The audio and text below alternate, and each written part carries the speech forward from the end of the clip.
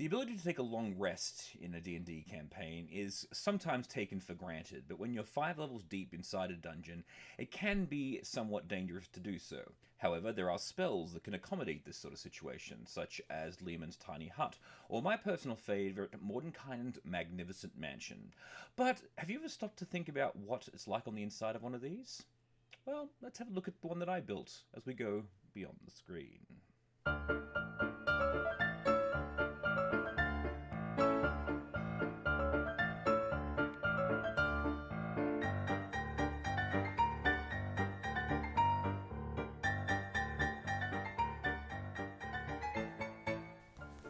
Greetings all and welcome to Beyond the Screen. I am your humble host Tim, and today we're going to be talking about Aurora's awesome mansion. In the current campaign that I am playing in as Aurora, we are doing the Dungeon of the Mad Mage, and the DM is one of those players that just does not relent. And I appreciate it because it is really making the campaign really intense, because Hallister Blackcloak is on our asses every second of every day, tormenting us. I.e., the DM is tormenting us, and it just goes from encounter to encounter to encounter, and it's becoming really tiring because we never ever get to a point where we actually feel like we've had a success. But I appreciate it in like it's both frustrating and gratifying, because it's really helping with the role play. I mean, we're just completely getting paranoid and run absolutely ragged in this dungeon. But we finally reached the level where I'm able to cast 7th level spells, and so I picked up Mordenkainen's Magnificent Mansion, so that the group would have a place to chill out every now and then after we'd finished a major encounter, in order to have a little bit of a respite from Hallister's bullshittery. Now, the spell Mordenkainen's Magnificent Mansion is one of the original ones. It comes on page 261 of the Player's Handbook. And, like I said, 7th level Conjuration. The components for it are really cheap, which is one of the best things about it. You need a miniature portal carved from ivory, a small piece of polished marble, a tiny silver spoon, and each item worth at least 5 gold pieces. So 15 gold worth of components, and it's completely reusable, of course. But again, you can talk to your DM about this. I actually requested that the component be a special house key, so that whenever I want to get into it, I have to use the key to unlock the door. But anyway, the casting time is 1 minute. It has a range of 300 feet, and it lasts for 24 hours. And description is: you conjure an extra-dimensional dwelling in range that lasts for the duration. You choose where its one entrance is located. The entrance shimmers faintly and is 5 feet wide and 10 feet tall. You and any creature you designate when you cast a spell can enter the extra-dimensional dwelling as long as the portal remains open. You can open or close the portal if you're within 30 feet of it. While closed, the portal is invisible, and beyond the portal is a magnificent foyer with numerous chambers beyond. The atmosphere is clean, fresh, and warm. You can create any floor plan you like, but the space can't exceed 50 cubes, each cube being 10 feet on each side. The place is furnished and decorated as you choose. It contains sufficient food to serve 9-course banquet for up to 100 people, and a staff of 100 near-transparent servants attend all who enter. And it goes on to describe the visual appearance of the servants. They're obedient to your orders. Each servant can perform any task a normal human. They can fetch things, clean, mend, fold, furnishings, and other objects created. The spell dissipate into smoke if removed from the mansion. When the spell ends, any creature inside the extra-dimensional space is expelled into the open spaces nearest the entrance.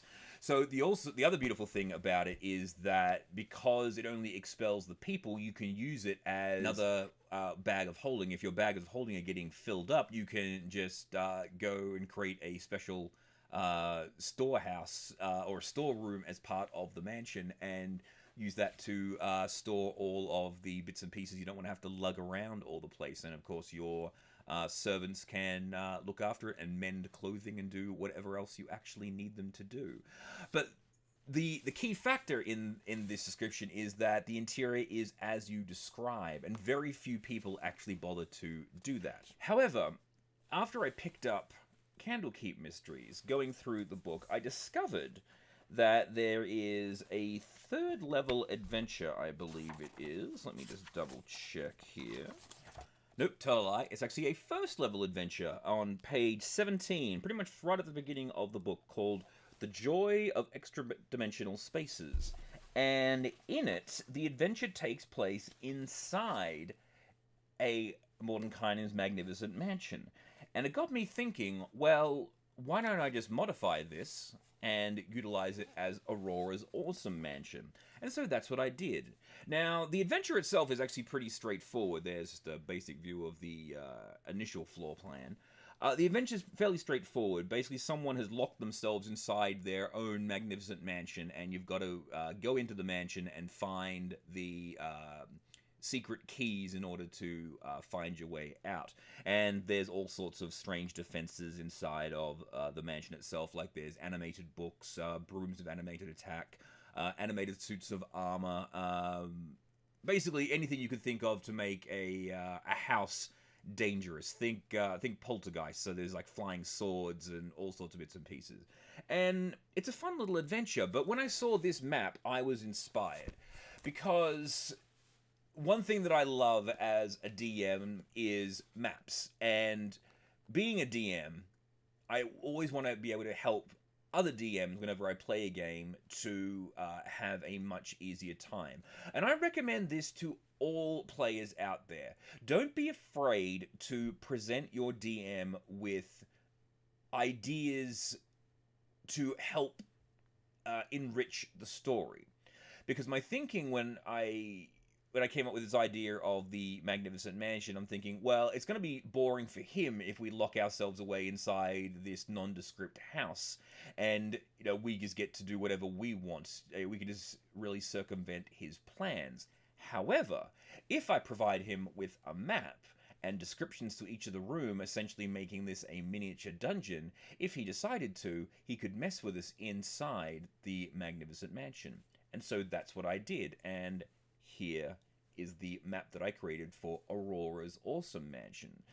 Essentially, all I did was I took the rule set from Candlekeep Mysteries, the actual encounter from Candlekeep Mysteries, all the room descriptions, shuffled them around, renamed them, and using Photoshop, I just re-edited the map to reconfigure the interior.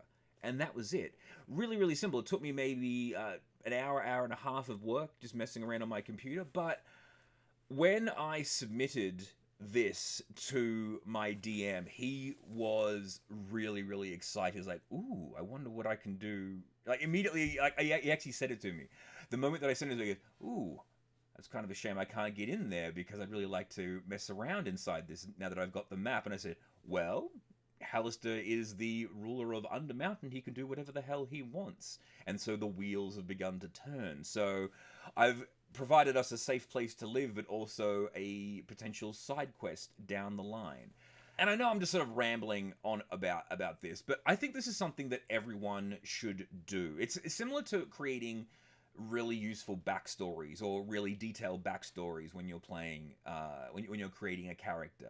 The more information you can provide your DM with, the less work he has to do in order to make things interesting. Because if you have created an interesting character with an interesting backstory, then the story basically writes itself, because it makes the character more realistic. So, again, don't be afraid when playing in a game to approach your DM with ideas on things that you would really like to have happen inside the campaign, or even if you are creating your own things, like with spells and bits and pieces, just go for it. Be as creative as possible. I liken it to when you're having a potluck barbecue. You don't want the guy who's cooking at the barbecue just to show up with all of the foods and everything, because you're going to find foods that you're not going to like. Everyone should bring a little bit of something to the table, and then everyone gets to feast on it. And the more that everyone brings to the table, then the richer the meal is going to be.